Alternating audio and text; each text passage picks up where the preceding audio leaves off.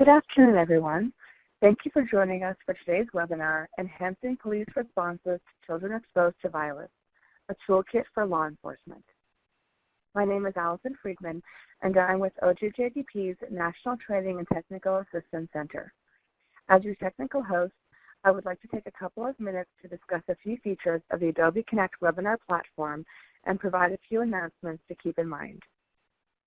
For those wishing to download a copy of the PowerPoint slides and other important documents, you may do so by locating the handouts pod directly above the chat pod. Click on the name of the file and then click the download button. During today's webinar, there will be a Q&A session, which the presenter will address some of the questions posed during the presentation. Please type your questions into the chat pod as they arise. For those of you participating in today's webinar as a group, please take a minute and help us count. Go to the chat window and type in the total number of additional people in the room with you today. If you're viewing alone, there is no need to type anything into the chat pod at this time.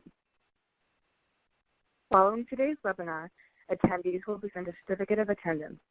This certificate is sent approximately 1 hour following the conclusion of the event and is sent via an Adobe Connect thank you email. Please keep an eye on your email for your certificate. Finally, this event will be archived in approximately 3 weeks on OJJDP's online university at www.ojjdpou.org, where you can also view past webinars. Again, thank you for joining us today. I will now turn it over to our moderator for today's webinar, Carrie Janikowski from the International Association of Chiefs of Police, to begin today's event. Thank you, Allison, and welcome everyone to today's webinar. As Allison said, my name is Carrie Janikowski, and I'm a project coordinator at the International Association of Chiefs of Police, working on our juvenile justice, child protection, and human trafficking initiatives. I will be your moderator for today's event. We're excited you've joined us today as we hear from 2 subject matter experts on the topic of children exposed to violence and review some tools and resources to assist you with your response to children exposed to violence.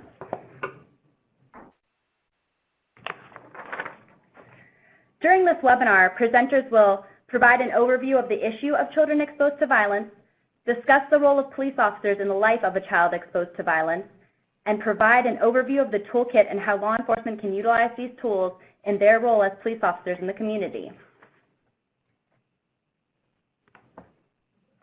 I would like to introduce our first presenter, retired Deputy Chief Eddie Levens. Deputy Chief Levens is a 29-year veteran of the Charlotte-Mecklenburg Police Department in Charlotte, North Carolina. He has held a variety of positions within the department that include uniform patrol, vice and narcotics, street drug interdiction, and the Violent Crimes Task Force with the BATF. Beginning in 1997, Deputy Chief Levens was working as a sergeant in the David III Patrol District when he got involved in the Child Development Community Policing Program. This program, which was modeled after the New Haven Police Department and the Yale University collaboration, partnered police and mental health clinicians to deal with children exposed to trauma and violence. From that point forward, he has been a leader and executive sponsor of this program, which has grown to serve thousands of children and families annually. Throughout his career, he has worked tirelessly to promote awareness and support for educating police officers about trauma and mental health and the impact on children and families. Thank you for joining us today, Eddie. We're happy to have you here. Thanks, Carrie. I appreciate the opportunity. Everybody just bear with me. This is my first big webinar, so it's very honored to be able to be a part of this project, and I want to thank the OJJDP and IACP and Yale for allowing me to present with you all today. First, I'd like to talk a little bit about how I got involved with this program and why I even do this work. The concept of policing is such a broad topic, and I think we have worked so hard over the years to help people understand what policing is about. We quite often refer to this as law enforcement, but I believe in referring to it as policing because it's such a broader topic than just the very small percentage of the time that we actually just enforce the laws. But that's what got me involved with this program, is that we as policing have a good opportunity to understand the who, what, when, where, why of why things happen. And what always intrigued me was the why, and I was very fortunate in the mid-90s to come in contact with some friends up at Yale University who were spearheading a program that helped children who were exposed to violence and trauma. And I was very fortunate to meet Dr. Stephen Marions, who was leading the charge from Yale. I'd like to present Stephen and let him go into some detail about why we do this work. Stephen is a Harris Professor of Child Psychoanalysis and Professor of Psychiatry at the Yale University School of Medicine. He's also the director of the Yale Childhood Violent Trauma Center. He's had over 25 years of experience developing and evaluating and disseminating intervention approaches for law enforcement and mental health collaborations. He's the founder and director of the Child Development Community Policing Program. He's also a founding member of the National Child Traumatic Stress Network and co-developer of the Child and Family Traumatic Stress Intervention, or CFTSI, which is the only evidence-based brief mental health treatment for children and adolescents during the days and weeks following a traumatic event. Dr. Marin is a consultant in numerous terrorism, disaster, and mass casualty responses that included 9/11, Hurricanes Katrina, Rita, Sandy, and also the shootings at Sandy Hook. He's provided numerous consultations to the White House, members of Congress, the Department of Justice, the United States Department of Health and Human Services, and other federal agencies and colleagues throughout his time. Dr. Marin served on the U.S. Attorney General Eric Holder's National Task Force on Children Exposed to Violence, and he's authored numerous publications on collaborations, interventions, and childhood trauma. You know, meeting Stephen has been a privilege and an honor, and I'd like for him to take a few moments to go into some detail throughout this webinar to explain exactly the effects of childhood trauma and what it does, and maybe it can help people in policing understand why we do what we do and why people are so affected by this terrible event. Turn it over to you, Stephen. Thank you so much, Eddie. It's a real honor and pleasure to be with all of you today, and especially a great honor to be introduced by my dear friend and colleague and one of my most important teachers, Chief Levens. We've learned a lot from each other, and I guess that's the starting place. And one of the things that we've done in our work that we hope is reflected and we wanted to make available through a toolkit is the special role that police officers and policing professionals can provide as part of the range of efforts that children and families need when they're most affected by the realization of all of our worst nightmares. The first slide, looking at numbers, is not simply meant to be academic, nor is it meant to be discouraging, but a look at reality. The first slide reflects the results of 3 studies conducted by the Department of Justice and colleagues in New Hampshire, David Finkelhor and others, that have surveyed children from 0 to 17. And what you'll see on this slide is the representation of the annual rates or percentages of those surveyed who've experienced physical assaults, sexual victimization, other kinds of maltreatment, witness of violence, witness of family assaults, witnesses of assaults in the community. And the reason for showing this slide is to actually establish the enormity of the problem that confronts us as a nation and as people who have devoted their lives and careers to looking after the safety and welfare of our fellow citizens. Another way of looking at it is some of the highlights, just to bring home this point that 3 in 5 children experienced at least one exposure to 5 types of violence in the past year. 1 in 10 were injured in an assault. 2 in 5 children were victims of at least one assault in the past year. 1 in 20 children were sexually victimized in the past year. And you can see the numbers for yourselves. The numbers are enormous, and if we go in one direction, they're enough to make us overwhelmed and to feel that there is nothing we can do to address the vast numbers of children who are exposed to events that we would not wish on anyone. Next. Again, we've learned a great deal over the years about the combination of factors of social adversity or adverse childhood events and the link to long-term chronic mental health issues that plague, again, the physical well-being and safety of people long after the end of potentially traumatic experiences. When we step back and we think about, well, what are some of the impacts, it's important, and maybe for everyone on the phone, to imagine some of the calls they may have just responded to in the last 24 hours or in the last week, and to think about what it might be like to be the child or family member who's been exposed to those very events to which you've responded. And then we're able to perhaps think about a conceptual frame of reference that helps us think about the trauma that follows. We think about psychological trauma as an injury, a real injury that is an experience of helplessness, the reality of a loss of control, a situation in which our normal capacities to defend ourselves, to flee or fight, are immobilized, and that the real changes in brain functioning are the underlying mechanisms that interfere with our usual capacities to cope with distress, that has an impact on physical functioning and ultimately entirely on the ways we think, feel, and behave. Next.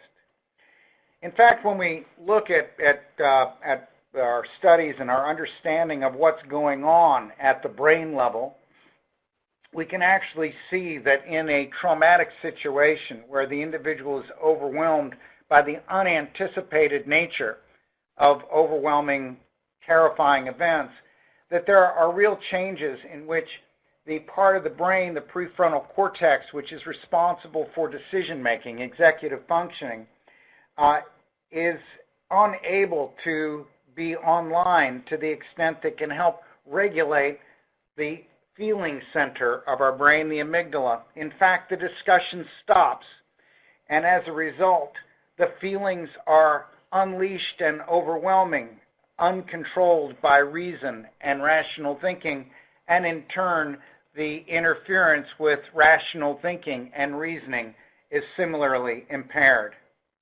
The reason that we show this is that when we understand the phenomena of the traumatic experience that can be so damaging to the immediate experience of children and adults and have long-term implications, it actually provides us with a roadmap of what we can do to intervene.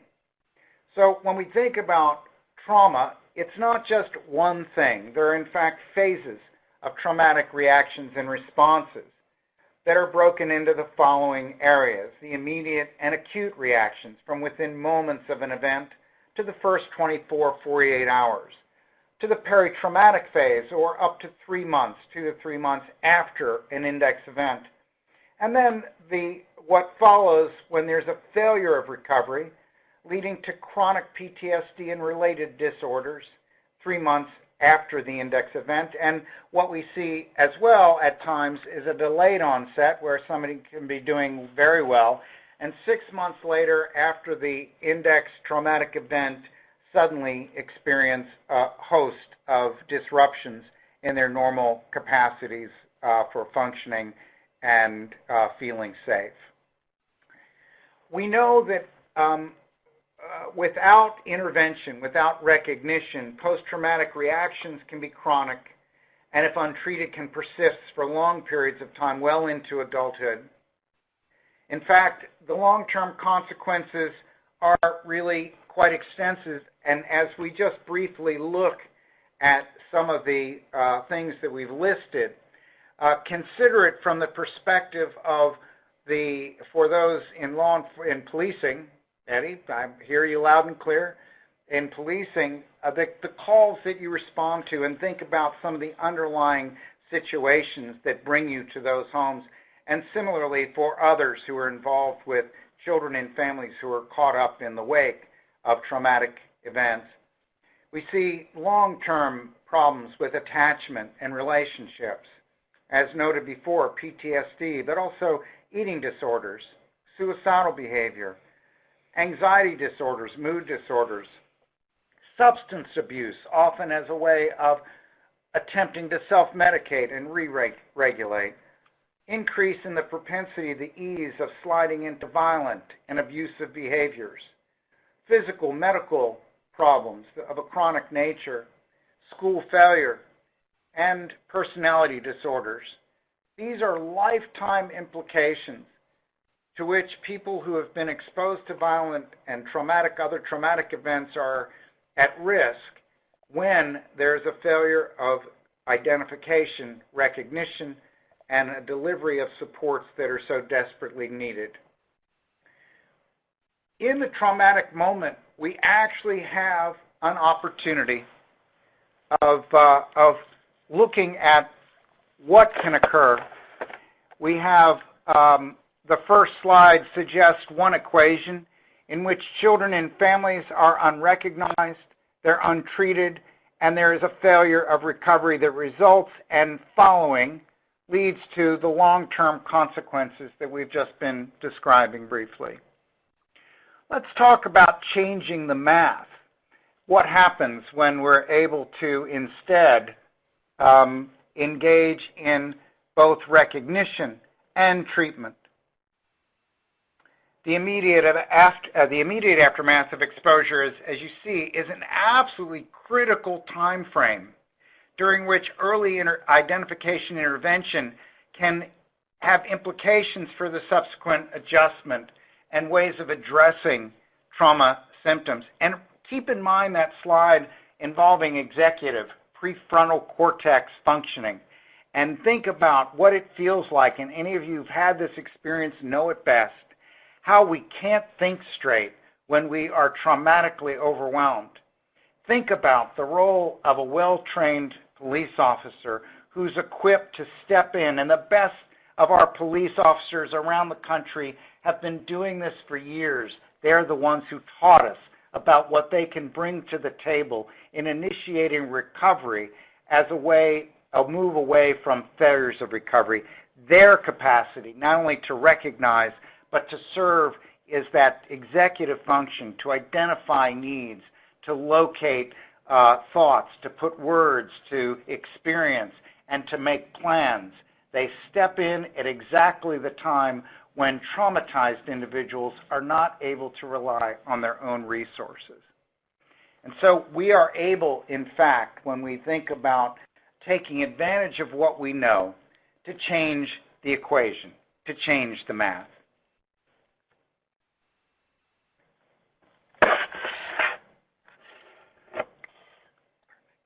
So we're going to pause for a moment, and I'm going to introduce the first poll question.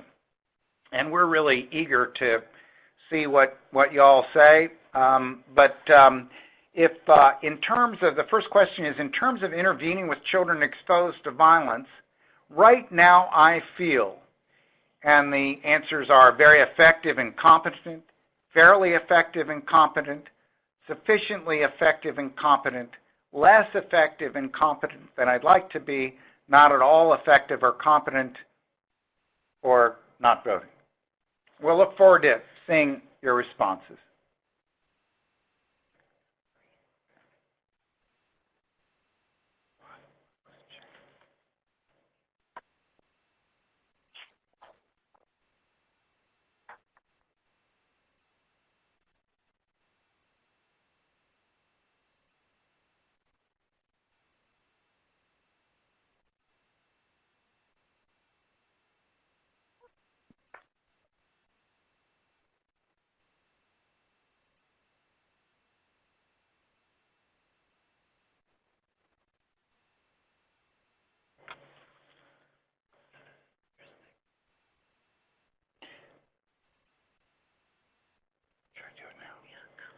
So just as we're seeing the numbers roll in, I'm not sure whether everybody's seeing this, but you know, about 11-2, the numbers are shifting. I feel like election night or something.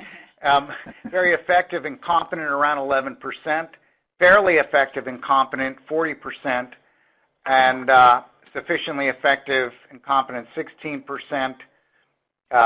Less effective and competent than I'd like to be, around 40%. So we've got a reasonable distribution, and I think that what we'll be hearing about as Eddie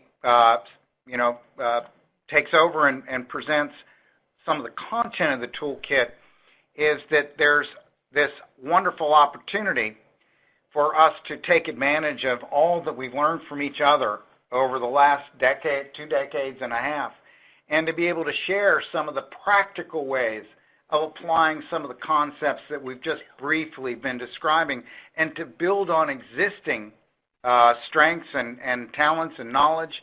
This is at the heart of what our law enforcement policing mental health partnership has been about since its inception, both here in New Haven and Mecklenburg County and around the country where this partnership has taken off.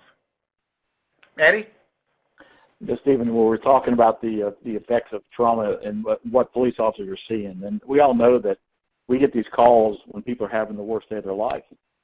And so often police walk in these situations expecting to find people in rational thought and, and be able to respond very easily, but it's not that easy because they don't know what happened. They don't know the background, and they don't know what's going on in these people's lives. And quite often in policing, we don't think we have the time to actually do that. But that's what this course and this classroom and this toolkit helps officers to understand what role they can play, what they do when they get there, and how much what they do affects what happens afterwards. I always say this before, that you can't control what happens before you get there. All you control is how you leave it.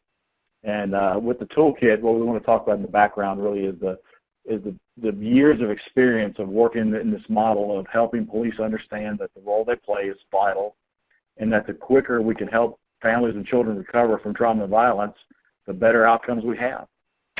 And Eddie, I would just add to that, because as always, when we present together and when we work together, we trigger thoughts in each other. So I just wanted to bring home and underline a really central point you're making, which is, for all of us as human beings, the times that we are most inclined to put blinders on to the things that are most horrible and terrible to bear are the times when we feel that there's absolutely nothing we can do.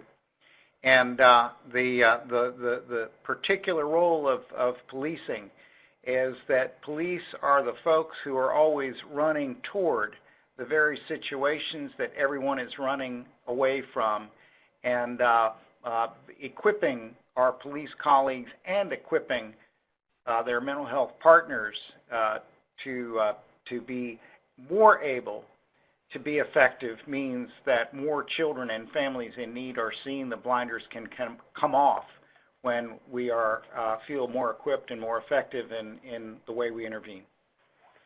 I found throughout all the teachings across the country that the more we teach officers an understanding that when they walk in with trauma-informed eyes, when they understand what's going on in people's lives, that they can provide better service. And for the most part, I really haven't come across many police officers in my time on that didn't truly care about how they left the situation and how they left the family and how they wanted to make things different. And that's what's so important about this partnership, to be able to enhance our response to children exposed to violence. It took a collaboration. It took police officers coming together with mental health professionals and people that aren't normally together have come together, because what we found out in the long run was that we're on the same mission. And this collaboration has been going on for over 25 years, and it works. And where we've taught this course throughout the country, as far as the protecting and serving the classroom training that we provided, the officers had these great aha moments where they go, you know what, I could try this. I can try something different. And they feel like they're more confident when they walk into a situation that they won't leave it hopeless. Because most people don't want to leave a situation when they feel like they haven't done everything they can possibly do.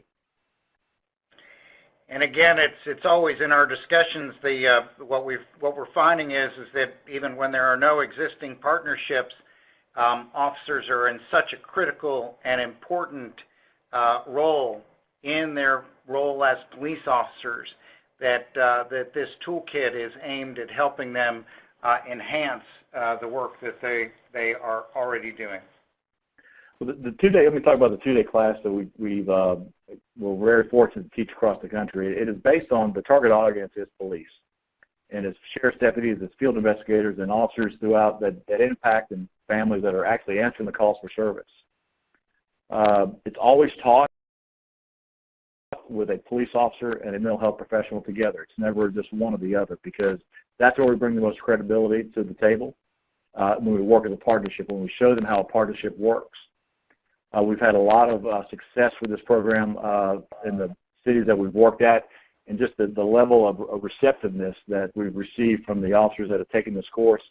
It's probably one of the most phenomenal things I've seen in my career, because they have these great moments where they feel like, when all else fails, I can try something. The protecting and serving, the purpose of this is to understand and recognize what trauma looks like, and the officers don't always understand this. They know how to detect crime. They know how to look for the who, what, when, where, and how, but this is more or less the why. This is the why factor of why things are going on, and why, excuse me if I insult anybody, but I'll use little Johnny as my student that I talk about. Little Johnny needs help, and we want to know why little Johnny's acting the way he is, and quite often until we understand the whys, we can't help him.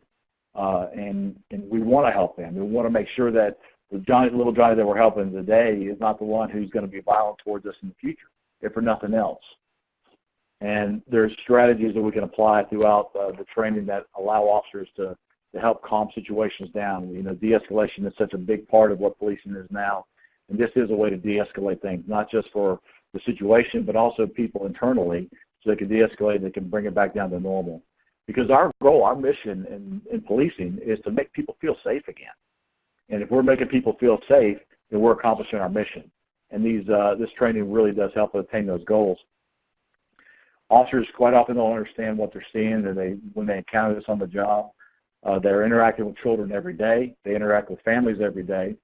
And there's also a lot of people out in the community that are willing to step up and be partners with police.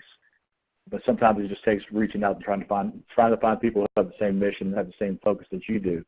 I truly believe that had I not encountered somebody back in the mid-'90s that helped me understand that I can't do this by myself, I probably wouldn't be here today, because I'd be pulling my hair out, because you can't do this by ourselves. We try so often to do our job and say we can do this in a vacuum, and we can't. And I think this is true, and often we've had this discussion over many years that those mental health folks and other social service providers who are equally concerned about the welfare of traumatized children and families cannot as effectively address their needs without the signal role of informed police responses. I wouldn't believe it until we came down together and we sat down and we understood that we really did have the same focus. We had the same desire to help people. I don't think there's anybody in policing that got into it that didn't say this, that I'm here to help people, and this is proof positive that this is something where you truly can walk out the door saying, I'm truly trying to help them. And when you bring your partners in who are in the same mindset that understand it, and then we didn't have the experience of the understanding of what the traumatic and the physiological, psychological, and all the things that go on inside someone's brain during a time of trauma and violence, and it helps officers understand better, and officers can provide a much better service when they understand this. We've been able to go ahead. Sorry. So when we think about the what we've actually done with the toolkit and the training, we've piloted it in several defending childhood sites, including Portland, Maine, Cuyahoga County in Ohio, Grand Forks, North Dakota, Memphis, Tennessee, and Multnomah County in Oregon. And what we found is, as we've trained officers about the toolkit, how to implement it, the background, etc., what we've seen is real evidence of changes in officers' knowledge and attitude and practice. And one of the things that's really, really striking, and I think it goes to what you were saying a moment ago, Eddie, that all of us may share, a level of concern. And this was true in all of the departments and policing professionals that we've worked with so far, that there were high levels of recognition of the problem of childhood trauma. But what was not as high was their feeling of being equipped enough to be effective in placing their concerns into action. And so, again, what we're hoping is that making this toolkit available to policing agencies around the country will move in the direction of increasing the fit between human compassion and concerns with increased tools on the belt for the professionals who are most likely to be the first responders in situations involving trauma. So now, it's many years in the making, I know, and it's just one of these, we talked about it for so long, and it's so exciting to have this available right now. So Ed, if you're gonna walk us through what's actually in the toolkit, and then when you're done, we'll see what questions have been coming in so far. Okay. First off, in the toolkit itself, we're going to talk about an overview of it, and the assessment tool, which is a vital part of this, but we're also going to talk about specific protocols and tools that were, like Stephen said, new tools on the belt of police officers that are going to allow them to perform these actions and take steps on scenes that they haven't been able to before, or take steps that they've probably been doing, they just didn't know that what they were doing could be so effective in helping people recover from trauma and violence. If you go to the overview and assessment tool, next one. The overview, we talk about there's a chief's briefing section on here. One of the things that we found out so important is we must get to the leadership of the departments to understand why they need to do this.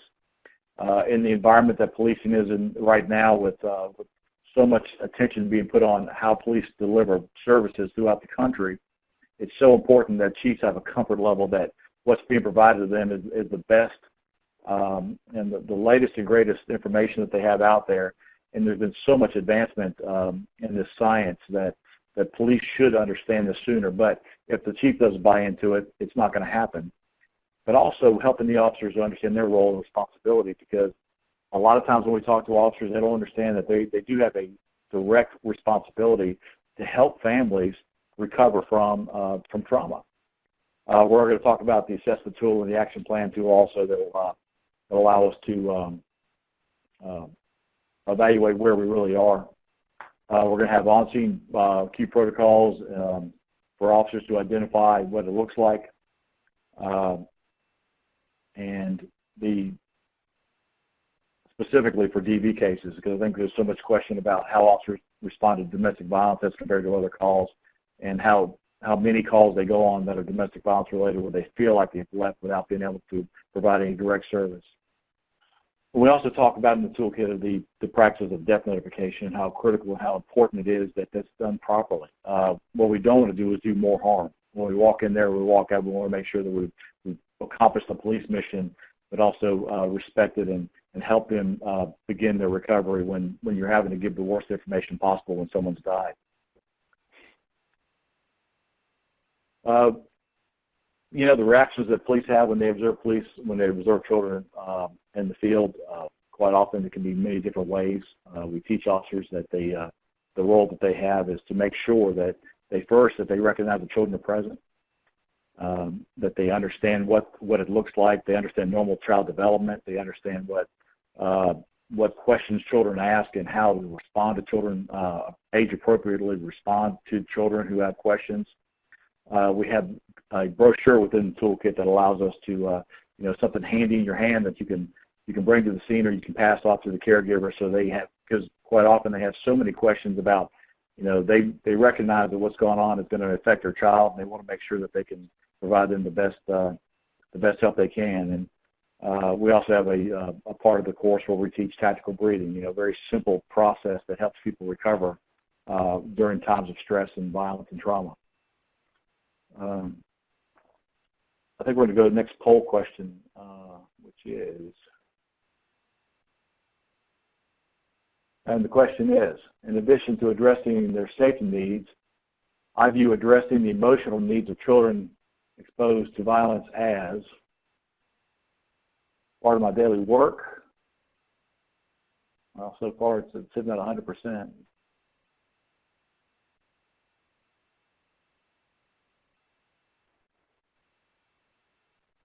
So far, the polls are looking very good that people recognize that police officers have a direct responsibility to think about and to work on the emotional needs of children also, not just the crime-solving part of the job.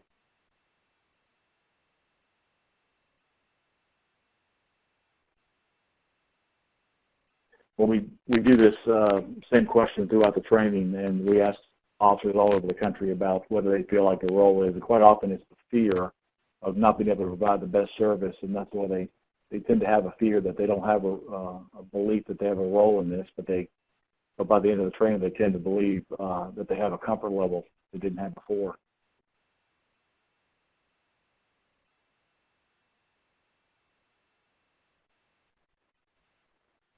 Stephen, are you surprised by this? I think it's really interesting. I think that what's wonderful to see is that so many folks on the call do see this as part of their job, and then it's a fantastic start, and it's a fundamental start, and then the issue is making sure that they and their departments feel they have the support in, as you were suggesting, being able to feel effective in, once you've recognized, what do you do next? Yeah, it is about believing first that it is your role. And I go back to what I said at the very beginning, which is policing is so much of a more complex and so broader than law enforcement. And I almost hate the term law enforcement because it's such a small part of what police officers do every day. And when they recognize children and they help children, and I can tell you by the end of their careers, that's probably the most impactful thing that they can remember is who they helped, not who they arrested.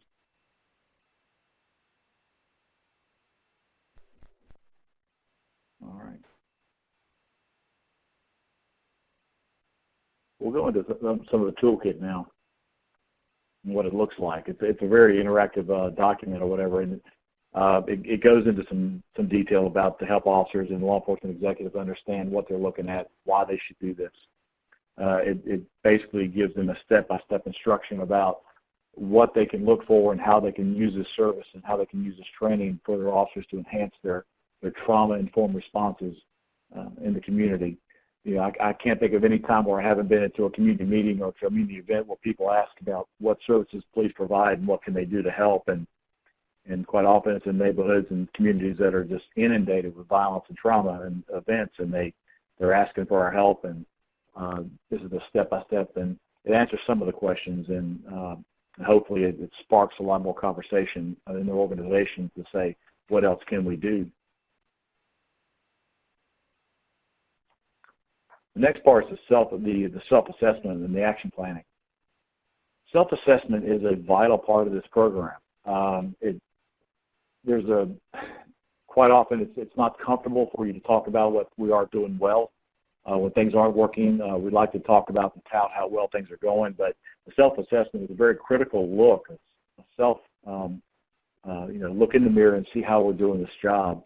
And when answered, honestly, it gives people a real sense of where they stand. It also can validate that they're either doing good work or that they need to step up and do some more work. And hopefully this toolkit allows them just that very thing, to allow them to make a decision that, going with a trauma-informed response for policing is the way to go. I think a lot of departments look at it as if we're asking them to do more work. What we're asking them to do is different work. I think there's a lot of parts of policing that can be changed and can be evaluated, and they should be evaluated every day. And there is no perfect response to anything, but as long as you're constantly self-evaluating yourself and looking at ways to make things better, that's really all the community can expect.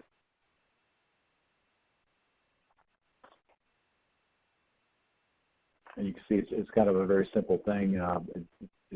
Do you have it or don't you? Go to the next one. We talk about the on-scene protocol. That's the next part of the toolkit. It talks about what it looks like. Being able to identify children at the scene of domestic violence cases. Quite often we ignore the fact we look for the suspect, we look for the victim, and we try to treat them. We try to do the police thing, but quite often we're missing that. And this is part of the toolkit that allows us to evaluate where we are. And the protocols, the on-scene protocols, are a step-by-step instruction about what roles you take as the police officer when you arrive on the scene, and what role you have in first doing the police part of it, but also making sure that who you leave behind is in the best position that you can leave them in. It is a step-by-step guide, and it is very simple things. And quite often when we talk to officers across the country, they look at it as if, I do these things already, and quite often they do. Most officers that are seasoned officers understand their role and they understand these protocols, but it's really helpful when they can look at it and go, there's a reason why you're doing this, and there's a reason that, and what you're doing is very helpful, and what you're doing is the right thing to do. So when you validate good work, it also has much better responses. And the next one. The commonly asked questions. We quite often we have children who, or we have officers who don't feel comfortable communicating with children. They don't know how to ask questions of kids. They don't know to make age-appropriate comments to kids, and we do the police thing. We do the police jargon. Well, this part of the toolkit allows them to, and during the training, we actually practice this. We go one-on-one and give them specific things that they can say that are age-appropriate, that can help a child, one, de-escalate what they're feeling, and bring them back to normal as quick as we can. Bringing back, taking away the chaos out of their life and helping them understand that we are there to help them. Every child's not the same, and quite often this takes practice and experience, but there's some very basic steps and very basic things that we can say. And when you have a comfort level to have these conversations, you will have these conversations. But so often we have officers who avoid the conversations because they just don't know what to say. But this is their opportunity to do that. The next one, talking about the common issues.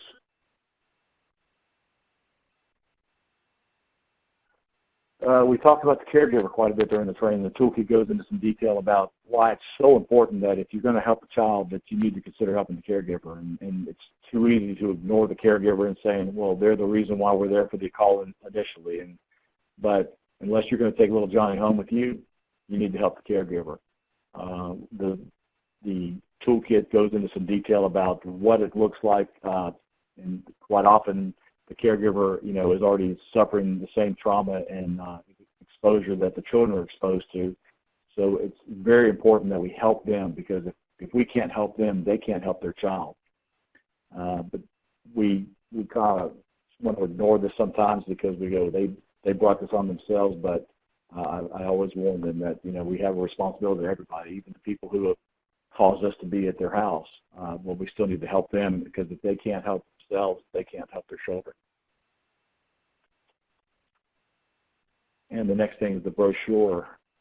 Very simple brochure that can be handed out that gives step-by-step instructions that for officers to look at. And as a young officer, the little bits of information that I kept with me in my briefcase or in my pocket are vital to me, because that's what I look to when I'm trying to find the answer to that question. And that's what this very simple pamphlet does.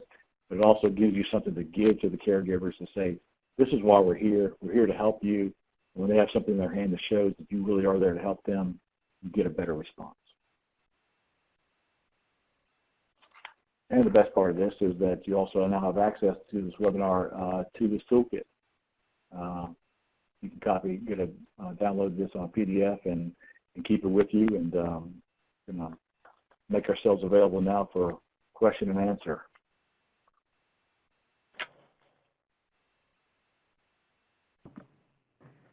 Thank you, Eddie, and thank you, Stephen. Let's answer some questions from the audience. While we're doing the question and answer segment, if you have any questions for the speakers, please submit them through the chat box. We will answer as many questions as we can before the end of the webinar, and make sure to follow up with any questions we are not able to via email. All right, our first question. Is there a train-the-trainer model with the toolkit? Well, first of all, thank you so much, Carrie, and thank you for the questions that are coming in. I wanted to be really clear that two really important colleagues are joining us in this webinar. Hillary Hahn, has really been the lead person in developing the toolkit, along with her colleagues at IACP, and Lieutenant Renee Dominguez, who is a district manager in New Haven and also a contributor to the toolkit, and we're delighted that they're here to join us. The quick response to your question, it is exactly what we have in mind, which is really being able to make available a train-the-trainer approach because it's so important that regardless of the size of a department, the more that trainers exist within the department, the more this kind of approach as well as implementation of the toolkit can be sustained. So this introducing the toolkit is the aim of this webinar, and we will also be staying in touch with everyone about the development of the Train the Trainer program. All right, thank you, Stephen. And our next question is, are there any mental health professionals invited to the class? The target audience, and Eddie, I'm going to ask you to step in as well. Sure. Certainly the interest is completely understandable. The target audience to date has been police officers, policing professionals, and there are lots of reasons for that. And one of the most significant ones, and Eddie, tell me if you think this is one way of representing it, but you know, officers, I think for people who are not in policing, don't fully appreciate what it's like when day in, day out, hour after hour, your job entails responding to these worst case scenarios that can so often be traumatic. It places police officers in a unique role within the community, and often the ability to talk to others who actually have walked in their shoes, to be able to open up about their experiences has been an essential ingredient, we think, to their full participation and adoption of some of the toolkit practices. But I would look to my colleagues, Eddie and Sure. And Renee, in case there's anything else that I'm missing on this particular, the decision at this juncture. Well, the first part of the class that we teach, it really is towards the police to help them understand, the need to have partners. There's a big issue with trust. I mean, that's with every profession. And as a police officer, I can tell you that we don't openly trust people just by their sheer presence or whatever. But what we do in the course is explain to them that there's so many opportunities in this community to reach out and find people who want to do the same thing that you want to do. They may not do it exactly like you do it, but that's why it's so vital to have these partnerships. And we spend a lot of time when we interject the need to partner, and we may not initially have the people in the room, but we definitely encourage them every chance they get to find a new partner in this, because the more the better. There's no lost opportunity except when you don't try to get people to the table. And there's a lot. That's how I first found our partners here in Charlotte, was simply saying, what do you do? And they want to know what we do. And we got to know each other, and we built a relationship, and that relationship is helping us to help children. So it's vital. And so, again, for many communities around the country, there's not going to be an opportunity for partnerships. And I think that one of the reason for the central focus on policing in this training is something that we've learned over the years, which is, you know, the ability and the role that policing have because of their chosen profession and their chosen roles is absolutely enormous, and often the most central ingredient in initiating and supporting recovery of children and adults impacted by trauma and violent trauma and natural disasters, etc. And it's capitalizing on that role that led us and leads us to focus the toolkit on what officers can do on their own. And yes, as Eddie was saying, it is often can be an opportunity to open the door to forming partnerships with others who share their concerns. But it's the officer who's going to be responding initially that's got to believe that they have a role, that they have something that they can do to help this family. Exactly. Yeah. All right, thank you. And the next question is, how do we get the toolkit, and is the toolkit available to anyone?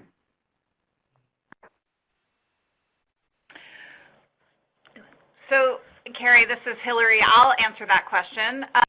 So yes, the toolkit is available as a PDF to anyone who would like to go online to download it. And I think we can, again, show that slide where people can go to the IACP website to download it. And it is available in a hard copy to law enforcement and mental health. And you can request that at the same website. And we're showing again the slide where you can access either the PDF file or request a hard copy. Thank you, Hillary. And for our next question, we have, how did you make the case for change with decision makers? Well, I think the case that can be made is actually one that is based on the real-life experience of people who are actually responding to children and families in need of a range of services, and what we've learned through science, that actually we know a great deal about what is not only likely to lead to immediate and short-term suffering, but what are the ingredients that predict the poor outcomes when there's a failure of recovery. To put that simply, in the world of policing, so many of the things to which police officers are responding, whether they are calls involving intimate partner violence or drugs and alcohol, which so often figure in violent activity, whether it's kids who are going off the rails in terms of their antisocial behavior and their difficulties when they are not able to find success in school and in learning, etc., that these are all outcomes of kids whose most toxic, traumatic, overwhelming experiences and the impact it has had on how they feel in their minds and bodies, how strong or vulnerable they feel, how much their symptoms become chronic ways of protecting themselves, also come at such a high cost. These are the same kids that when nobody recognizes that they've been traumatized, when there isn't the support available, these are the kids who are at greatest risk for the failures that we wouldn't, again, wish on anyone, and for which the high cost is not only to individuals, families, and communities, but to all of us. So I think there's actually a very strong case that we're not only talking about the high risks, but we've been able to identify and develop interventions that can actually put a significant dent on the immediate suffering of children and families and on the long-term poor outcomes that occur when no one is paying attention or intervening. I think the case is very solid, and as was mentioned earlier, there are multiple resources, not just us, and one of the best summaries of the problem and what can be done is actually located in the National Task Force, Children Exposed to Violence Task Force under former Attorney General Eric Holder, and there's a wonderful 16-page summary that lists both a clear elucidation of the problems, what we know, both about the problems and about effective interventions. Can I add something to that? As a police officer, I can tell you that I have had this conversation at different levels. It is a different conversation depending on the level I'm talking to. Officers get it because if they feel like what they're training, what they're learning makes them safer, it makes the community safer, it's an easy buy-in. And when you understand why people are doing what they're doing, and we give officers the science behind why little Johnny's acting the way little Johnny's acting, and how we as police can help him, it's not a very hard sell. Now, to the politicians who create the budgets and to the executives that have to make the decision whether this is a viable program, it is a different discussion. It's a discussion about how it's not asking you to do something more about policing, it's asking you to do something different. And they are different conversations, but with the same end result of being people understand at the end of this. I refer again to the aha moments that people have, and they go, well, this makes sense. And when things make sense, we all do much better in our work. We all feel more confident in our work, We all feel more confident that what we're providing as government employees and as mental health professionals is making a difference. It's not always this quick fix. That's the other thing that's hard to get this across, is that this is not a budget cycle issue. This is a long-term re-evaluating how we provide police service. And that's the conversation that has to be had.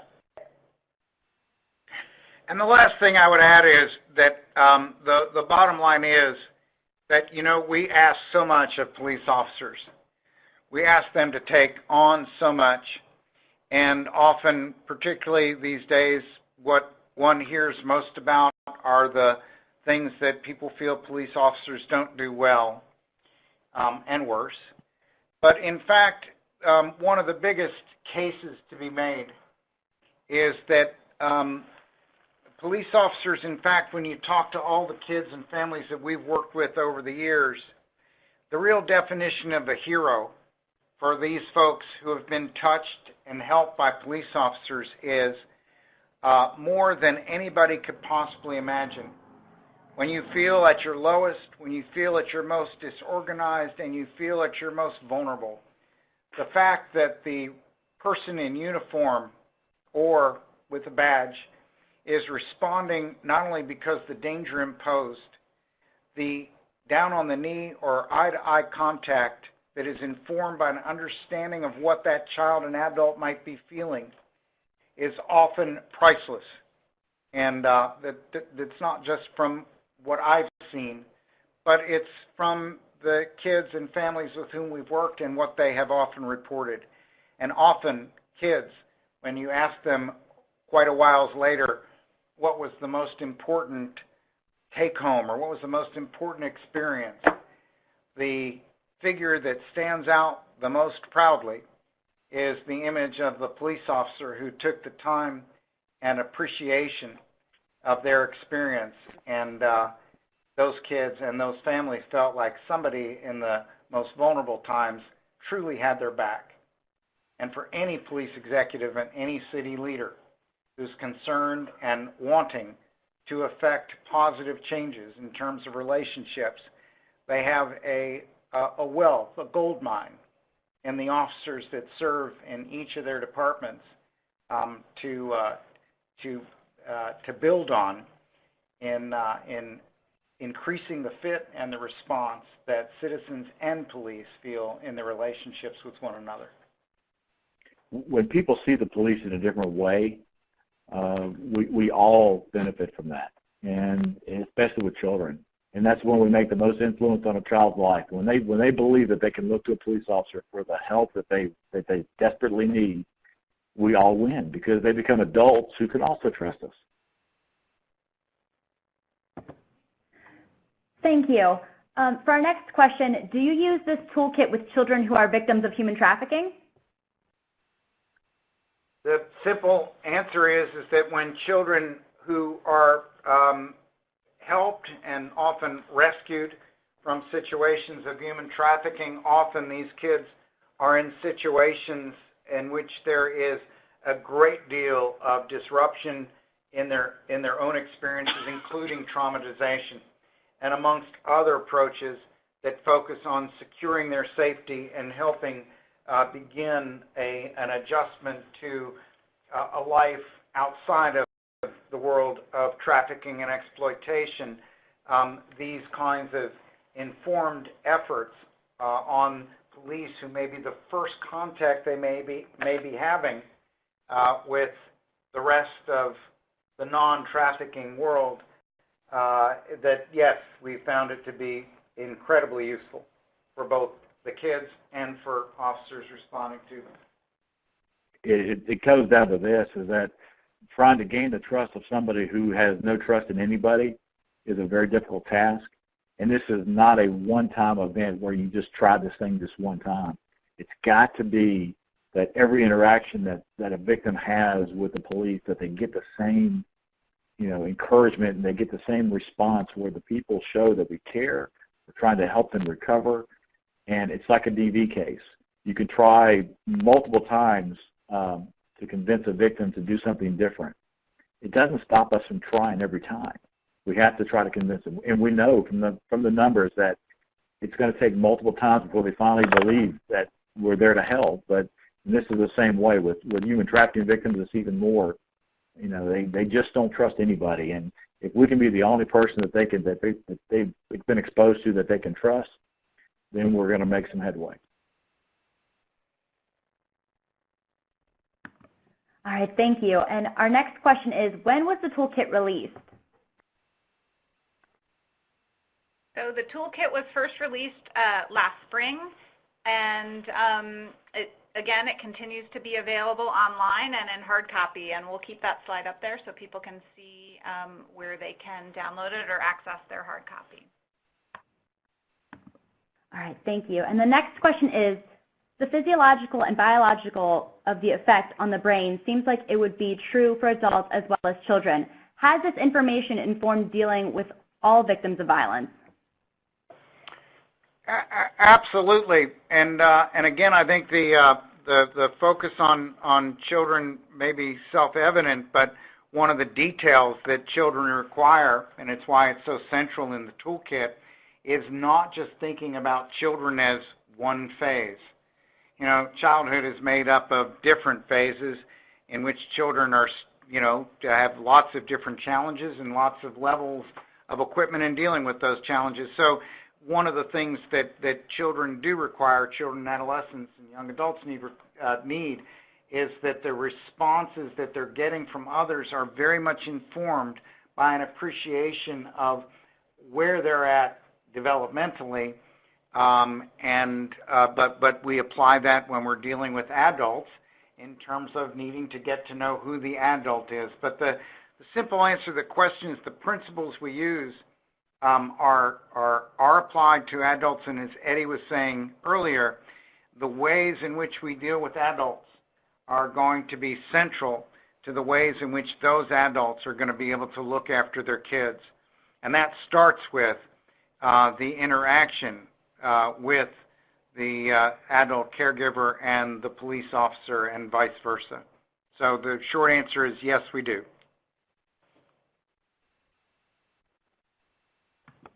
Okay, thank you. And is there an age limit to the help the children receive from the officer, or what is the age limit this toolkit is designed for? Well, again, I think that the typical age is anything from 0 to 18 to early 20s, but I don't know any officer that I've ever worked with who has been involved in the development and the implementation of these strategies that has not used them when dealing with adults who are also traumatized when there are no children present. In other words, these same principles, as the question suggests, are very much useful in applying with dealing with lots of situations that may be traumatizing or where the circumstances are not so overwhelming, but a better understanding of someone's behavior can help officers better respond to what's being what's in their face. And I was thinking specifically, if you understand better about the range of upset reactions that people can have in motor vehicle stops, it sure makes a difference between the extent to which you're able to respond professionally and help somebody get themselves under control, as opposed to some of the unfortunate alternatives that can certainly occur. When I first started doing this work, I got to admit that this helped me really understand and really appreciate the need to understand where people come from and what their background is and what their history is, because we look at people that are adult offenders now and go, why are they doing this? What has driven them to this point? And if we take the time and we want to do this and go back and say, at what point did it just go bad for you? And what I've been able to find is that every time we do this, we go back and we go, the trauma and violence that they were exposed to early in life just led them down this path.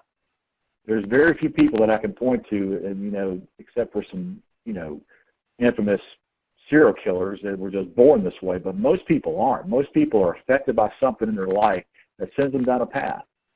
And if we take the time to understand and really give people, especially adult victims, the opportunity to help explain what's happened to them and what's gotten them to this point, it's really the best way for us to try to prevent the next one from happening to them. Because what we do know is, like domestic violence, is that it tends to be repeated. And the only way to break the cycle is to understand how it started. If nothing else from this training and this experience in my career, that has given me this thinking that if we understand the past, we can help affect the future. Thank you so much. And for our next question, what practical services and programs within the community can be implemented or developed out of this toolkit? An example being the Police Athletics League. Well, I guess I'm going to go for this first, Eddie, and please jump in. I want to make sure I understand the question, but it is an opportunity to remind us that, you know, the complexity of traumatic experience and the impact it has on the way we function as human beings means that there's not just one way to go that can support recovery. And so, you know, look, for some of the kids we work with, just, you know, given that the question mentions the police athletic leagues, for some kids, the acute response, the first response that officers make, that what we discover as we're working together and assessing their broader needs beyond the acute situation, that we identify that ongoing connections with not only the local police officer but also the police athletic league, for example, is an ideal opportunity to perpetuate and strengthen the child's feeling of connection to police that they admire, to whom they look for support, etc. It's the same in being able to make sure that police are playing a role in when they're working in school settings, that they're aware of what's going on with the kids who may be posing problems in the school, that, as Eddie was saying, that there's a background to it. It's not just a bad kid, you know. And often officers are deployed in multiple situations that can capitalize on their authority in a benign way that is enormously effective in helping to support a kid's recovery, particularly ones that they've encountered in the immediate aftermath of really overwhelming traumatic events. I hope people will take this opportunity to see that this training can help them answer questions about so many things that are in the news today about, you know, this critique of police action. You know, so much of this training involves understanding what the brain does and why the body does a certain thing, why people react a certain way, and it talks a lot about fear, you know, the fight, flight, or freeze syndrome, you know, perspective, and why we do what we do.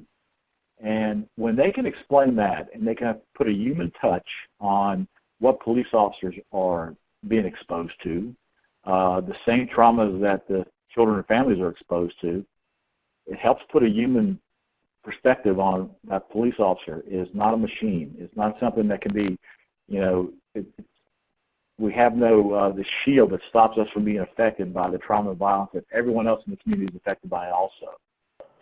We should have an opportunity to have an open discussion. It says, okay, we're all human. We all have reactions.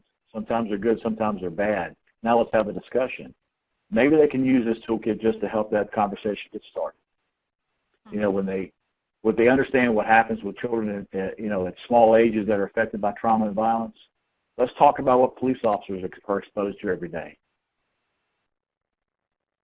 And I just had to underline what you're saying, Eddie, and it goes back to what, you know, what programs can be developed in the community. I think, you know, look, the bottom line is that knowledge is a great thing, but it's especially great when it can be mobilized into new approaches and strategies that make people feel not just like passive victims, not overwhelmed in a way that they have to put blinders on, but actually feel in a position to be effective. And that includes the questioner who was asking about, you know, new approaches within the community. Absolutely. First, we have to understand, as Eddie, you were suggesting, we have to understand the phenomena as a starting point for figuring out what can we take advantage of in being more effective in helping people move in the direction of recovery and strength and action.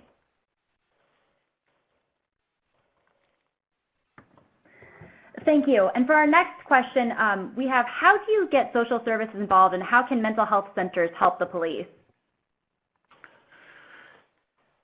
I'm going to have my colleagues may be holding their breath because they've heard me answer this question. I think it's a beautiful question, but I think it starts on a very fundamental. What we've learned is starting from a fundamentally different premise, which is not how are the mental health folks going to help the police, but actually how are police and mental health and other social service providers going to be able to begin a discussion with a level of recognition and respect for each other's perspective and experiences that inform the phenomena of the very people about whom we share concerns. So I think that this idea that there is something quite wonderful about our activities being informed by mutual self-interest. And what we found is that as a mental health professional, I have learned as much from my police colleagues as I have from the people I've treated. And I think it's out of that learning from each other that we actually developed the strategies that are included in the toolkit. And so I do think that even beginning in a very practical way, that when mental health folks are interested in working with their police professionals, there's a great way to actually begin by saying, and using the toolkit as a calling card, to say, we'd like to learn more about your work and ways in which we might be able to help each other in our shared concerns. And so I think it's actually, the question comes from a wonderful place, and what we found is that there are ways of putting into gear those wishes and beginning with the idea of wanting to learn about a profession that many don't really know the details of, and then offering to learn together. That's a good first foot forward. It's a very human thing to say, what's in it for me? And people have very stressful jobs. I've learned to respect people in the social service field, child protective service workers who struggle every day with the same things that I in policing did. I didn't realize until I got to know them. But it also learned to appreciate and to respect them and to learn how to be a partner to them. And quite often it means helping them accomplish their mission. They'll help me accomplish mine. And it's not hopefully in the end, it's not a pass the baton program, that it's a true partnership. But you know what? As long as people can learn to communicate and they realize that we're all working for the same cause, it does make for better outcomes. All right, thank you. We've been receiving a lot of questions about training and train the trainer. Can you please respond on this? Sure, Carrie. So I think a bunch of questions have come in about where trainings might be available and where a train the trainer program might be available. So I would urge people to email those requests to cev@theiacp.org. That's Children Exposed to Violence, cev@theiacp.org. And I will let people know that currently IACP and Yale are working together with OJJDP to address the demand that is coming from the field for both classes in protecting and serving and training on the toolkit, as well as a training of trainers program. And just to underline, your questions around this only reinforce our own convictions that in order to maximize the use of the toolkit, and this is again about being equipped and equipping departments, that training trainers is exactly the right way to go, and we're actively involved in developing that approach, and hope to be able to announce a more systematic way in which that will be delivered over the next couple of months. Great, thank you. And our next question is, do you find bringing school counselors in the mix as beneficial? I think it's a question of timing. Again, the focus of the toolkit is very much around the immediate response. And look, I think that one of the benefits of having more information about what it is that, different ways of organizing what many officers know deeply about. Experienced officers, what we're talking about in terms of trauma and what's on the scene, they know this stuff. The question is, what do you do with it? How do you respond? And the toolkit aims at that. However, it also, for many officers, it expands their way of thinking, which is when I leave this scene, as the motto that we got from our colleagues in Charlotte, Mecklenburg, which is, when we always want to remember who we're leaving behind. And I think the spirit that officers who have been doing this work and are informed, trauma-informed, means that keeping in mind who are the important potential sources of support for the kid is absolutely essential. And for those departments that, for example, have school resource officer programs, the idea of increasing communication and awareness with the family's, permission about events that have just happened can be enormously beneficial in school counselors and teachers being more effective in dealing with what they may be seeing in the classroom as a result.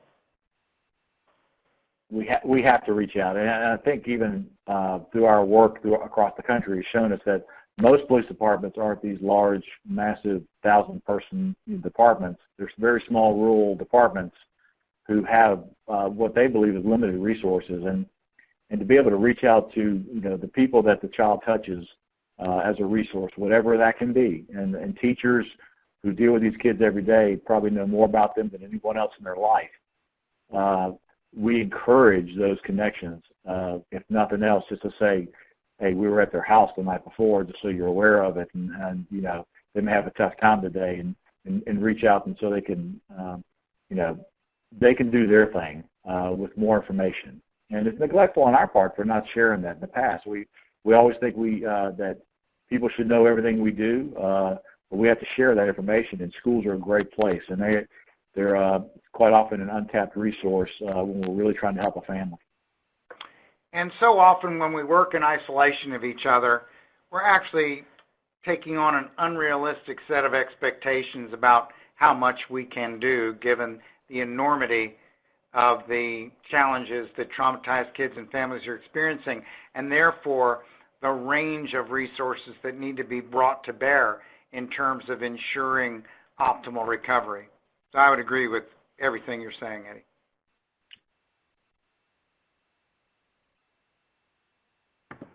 Great, thank you. And we have another question. The next one's for Eddie. Are there police officers willing to make the online case, that this training is essential, as I have received a lukewarm response by our police chief and the captain on the need to have officers being trauma-informed or trauma-sensitive? Yeah, I always wonder every city I've been in that when we start the discussion, that it starts as lukewarm, but as I said early on, every department that we've taught this course to, it's phenomenal, the response that we get. The officers get it. And quite often it is a sales job to management about, I go back to the question, what's in it for me? What's it going to do to help us? And these conversations have to be had. We have a responsibility to help officers in the field to do their job as police managers, and it's important that managers who have a good tool or a good concept, that they share this information, that keep it to the vest, that they share it. And this is what we're trying to do with this program is share this good information. I said earlier too that we have to have different conversations with different people at different levels, and having conversations with managers, and the officers get it. The officers know that they can do their job better, they can do their job safer, and that they can make connections with people in the community that are long-lasting relationships. They they feel satisfied in their work. And that has been across the country, whether it be big department or little department, they've all had the same response. So the conversation with management, sometimes it's difficult, and sometimes we have to explain that in the long run, yeah, you're trying to reduce calls for service, you're trying to reduce time on the calls and all these money-saving things. In the end, it should be about helping people. It should be about spending whatever time and resources we need to do to solve the problem, not just to put a Band-Aid on it, but to help people solve their problems. And because one of the first questions people tend to ask me is this going to take me longer on the call? I hope it does. I hope it takes you longer because I hope it means that you're going to go deeper into what's really causing you to be there in the first place. Because if we want to reduce the repeat cost for service, we need to figure out why we're there. And so often the story is much deeper, and this training helps people to get to that. And if we allow officers to spend more time on the call to do it right, we probably won't be back there. And it's a hard sell for some managers who are just strictly bean counters, but for the police officers who are sitting in high positions, they mostly get it. And the only thing I would add is that, and the questioner probably knows the answer to the question of why lukewarm, and it varies from departments. And let's be clear, there are some folks who feel like what we're talking about, what we've been describing, is just not the job of policing. And I think what we've been trying to at least touch on today is the range of benefits. And I think you were summarizing it beautifully, Eddie, and in many ways the idea that we're not only aiming to decrease the immediate suffering and long-term poor outcomes that generate so much of police calls for service, but we're also trying to recognize that the best way to move forward in terms of police-community relationships and relationships of any kind is up close and personal. So that the lukewarm response may be defined by a lot of things, but for many, there are clear divisions of what is considered to be the job of policing and what falls outside of that. And I think those are some fundamental questions that individual communities need to be having and that we need to be having as a nation in terms of how do we capitalize on the strength and the talents and the dedication of the majority of police officers throughout this country in a way that can benefit children, families, communities, and all of the costs that can be avoided when we do the right thing.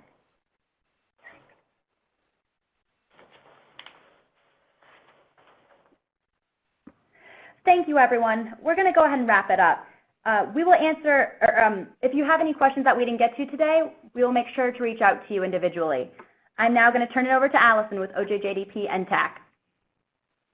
Thank you, Carrie, and thank you for all of today's presenters for such a great discussion. This webinar will be archived on OJJDP's online university in approximately 3 weeks. And for more information, you can contact IACP. And additionally, you can also contact OJJDP or NTTAC via the Help Desk. Thank you so much for joining.